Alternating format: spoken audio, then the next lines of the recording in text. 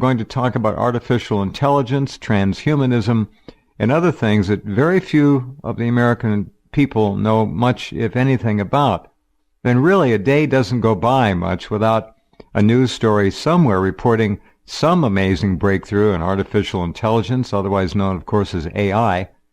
Many philosophers, futurists, and AI researchers have conjectured that human-level AI will be developed in the next 20 to 200 years. Some would say it has already been developed. It's behind closed black doors right now. I suggest that's a possibility.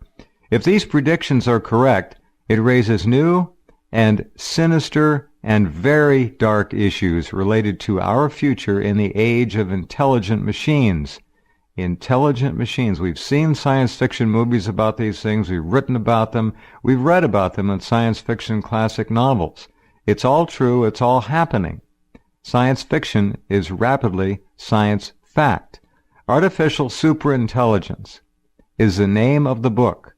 It's subtitled A Futuristic Approach, and it directly addresses these issues and consolidates research aimed at making sure that emerging superintelligence is beneficial to humanity. A good concept, wouldn't you say?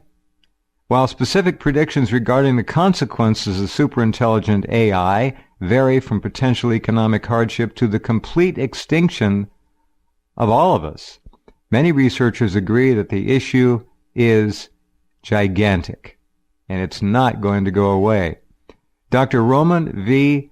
Yapolsky, it's Yampolsky, Y-A-M-P-O-L-S-K-I, is a brilliant member of the University of Louisville staff, and at Louisville he has created a great deal of controversy with his forward thinking and his extraordinary exponential, I guess we could call it revelations about artificial intelligence and artificial superintelligence.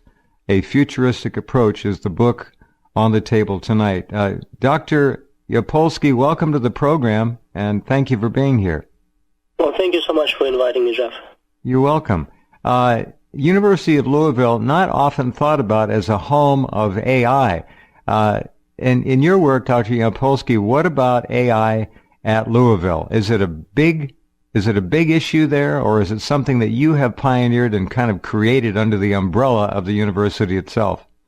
Well, the university is very supportive of my research, but it is my direction, and I am a director of cybersecurity lab here, and I'm very interested in intersection of security and artificial intelligence.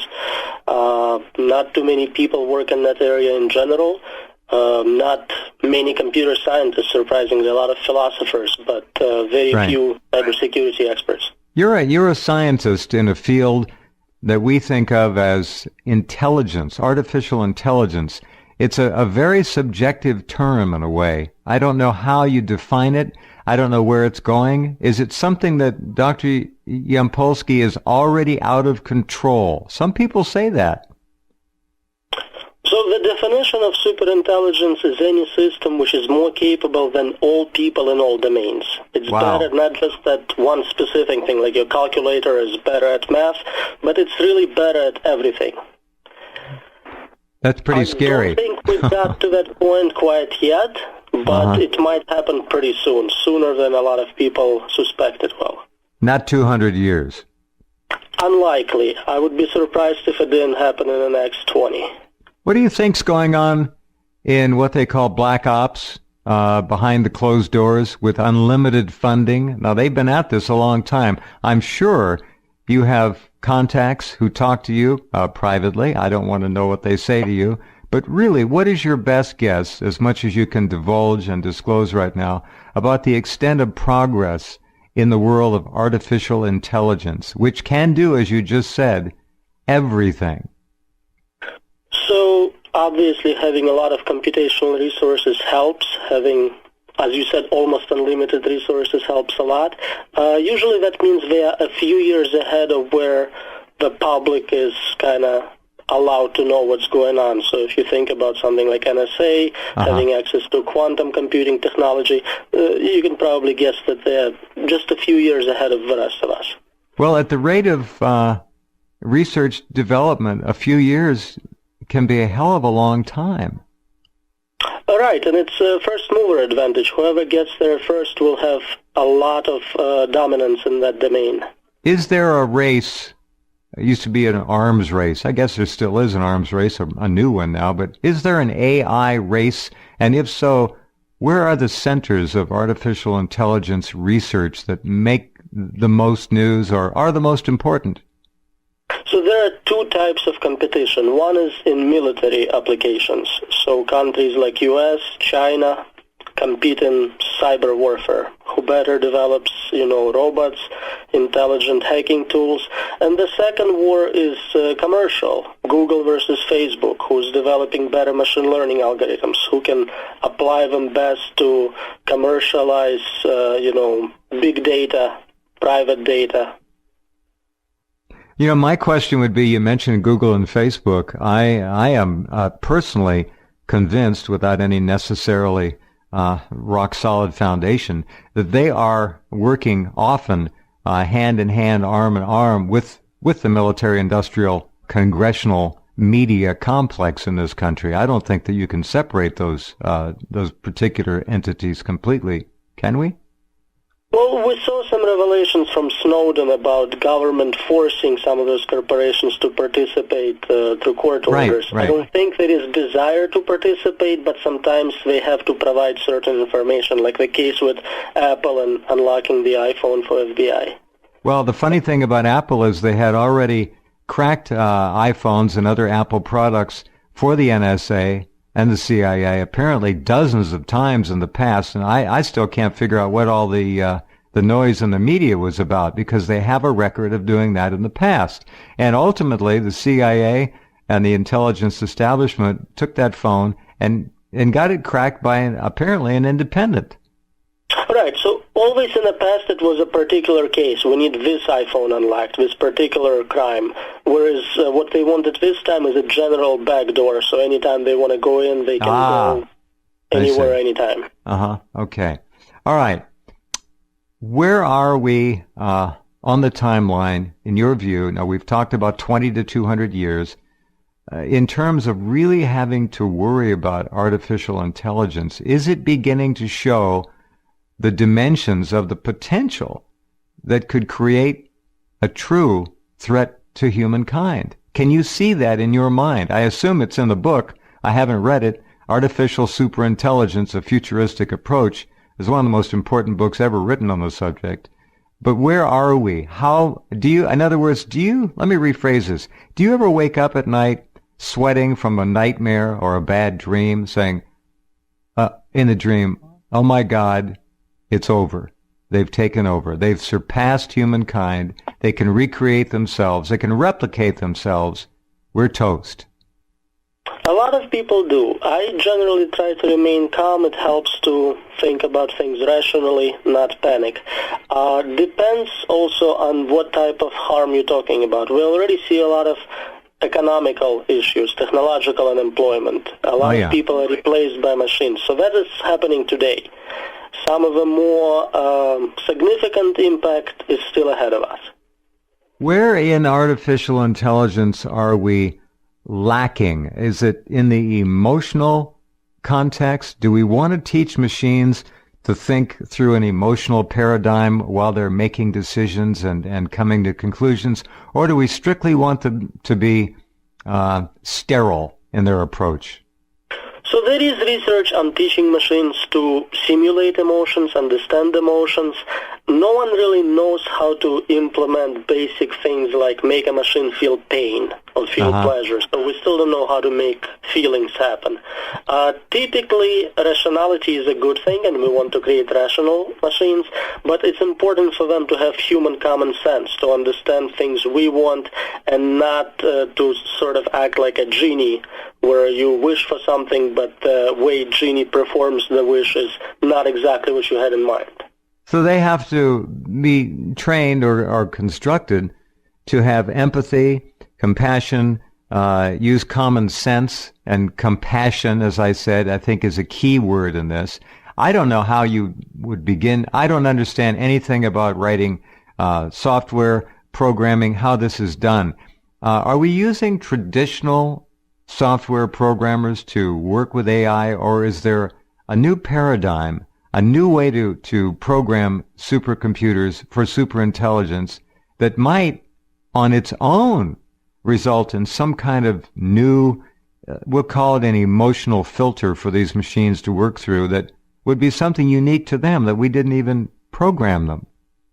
You're right, there is a new paradigm. We're not trying to do it from scratch. We used to create expert systems where we would ask experts what to do, and they would give us hundreds, thousands of rules to code into the program.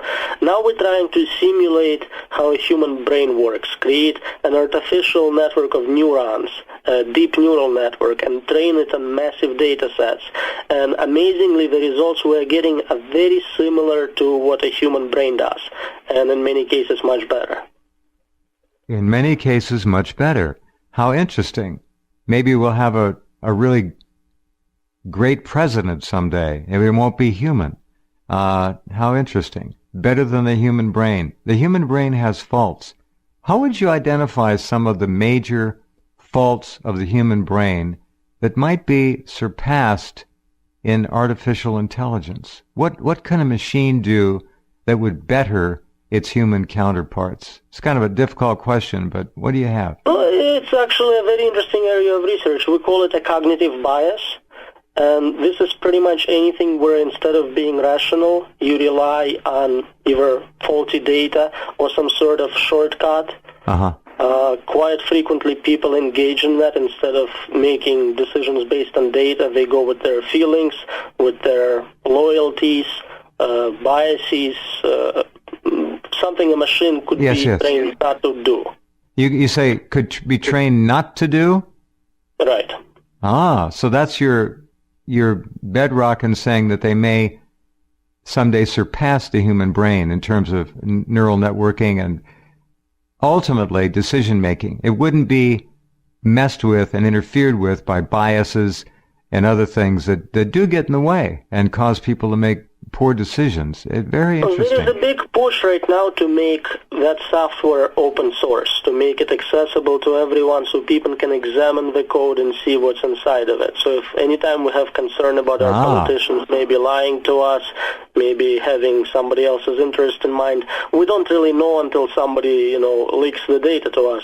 Here we would be able to see exactly what the machine has planned, what data it's trained on, and we can kind of filter out problem AIs. Very interesting. We're talking to Dr. Roman Yampolsky, University of Louisville, about artificial intelligence. His book is Artificial Superintelligence, a Futuristic Approach. It's really a contemporary approach, too. Okay, so this is very interesting. It used to be, in the beginning, when AI was worked on and they were attempting to program computers to duplicate or replicate or simulate the human mind, that they would feed into it and program into it hundreds of thousands, perhaps, of pieces of data to make the machine act human. Now, they're taking a whole new approach and trying to duplicate and replicate how the human brain works. That's fascinating. Who's pushing that, and where did that brilliance come? This is a field of sheer genius. Where did that come from? It's neuroscience. So people who study how human brain works finally got enough progress through, better scanning equipment to have very good theories about at least portions of a brain. We still don't have complete understanding. Right. We can simulate a single neuron, a small network of those, and companies like DeepMind, which was acquired by Google, trying to implement those algorithms and getting very solid results with them. Google, the whole field is something that gives me cause and pause for concern. Google especially has been involved on the cutting edge in genetics, which has worried me for years. Bill Gates is involved with a lot of genetic manipulations and vaccines, not necessarily going in the direction that I think most of us would want. The idea of artificial intelligence being in the wrong hands. And I use the term advisedly, but there are wrong hands out there. Open source is looked at as a protection device, but I can't imagine, Dr. Yampolsky, that the military would give up to open source something that it considers vital to its defense and offensive protocols. You're right. Military is not participating in those programs. Those are typically people in Silicon Valley who want to share their technology with humanity. Okay. I like this idea, but I also worry. Now, let's go back to robots for just a minute. It is said that most fast food restaurants, if you can call them restaurants at all, will be roboticized fairly soon. The minimum wage jobs are obviously going to be done away with. Robots will be making the food, serving it, putting it up for pickup. The human factor is going to become more and more minimum. At the part of the wage and earning spectrum that we can't really afford to lose, but we're going to. When do you see the machine beginning to make such a mark on the labor market in this country that it'll be a problem? That's coming. How many years do we have? So we already have the technology. Technology is developed. It's a question of price point. When is it more efficient to have a robot do it instead of a minimum wage employee? And with the recent developments in changing what the minimum wage is, at $15 an hour, it's becoming a lot more affordable to deal with robots. Well, at $15 an hour in California and other states, just talk about making it national. New York just passed it, right? New York, that's right. Yeah. Yeah. So that would push it forward significantly. Okay, this is answering my question. The price point now becomes approachable, reachable, maybe even passed. You know how it is when they bring something out new into the marketplace. It's expensive in the beginning, and then 5 years later tune in, and it's 20, 25, 30% of what it used to cost. That's just the way it works. So we're headed toward astonishing revelations here. Now, where do you expect to see this first and perhaps most obvious in terms of the general public, Dr. Yampolsky? Where will we see it? Fast food restaurants. We already have self-checkout in big box department stores, Home Depot, like Lowe's and things. It's moving in that direction. Nobody can count change anymore, for God's sakes.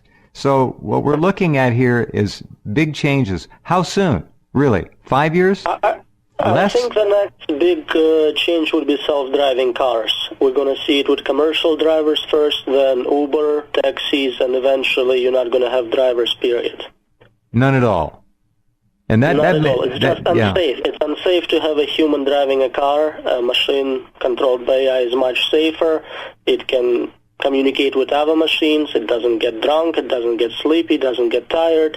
There are quite a few advantages to an automated driver. This has always intrigued me because in the United States, I don't know if you even know this, but 45,000 Americans a year, men, women, and children, die on America's highways and roadways. I almost did a year ago. I'm lucky to be here. Nobody talks about this. 45,000 people a year. I actually use it as an example of technology which, if it was proposed today, somebody said, we had no cars, somebody said, hey, let's have cars, but it's 50,000 people in U.S. who will die, it would never get approved. You're right. You're totally right. But with other technologies, we kind of go, well, it's grandfathered in, so we can... Okay, now, Google is running driverless cars, other people are too. Are they... at this point in time, viable? They must be. They are very good already. They perform beautifully. My concern is that they can be hacked, and that's very dangerous. Ah, of course.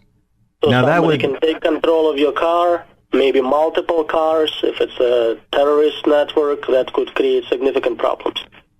I think you're understating that one. That could create a massive problem.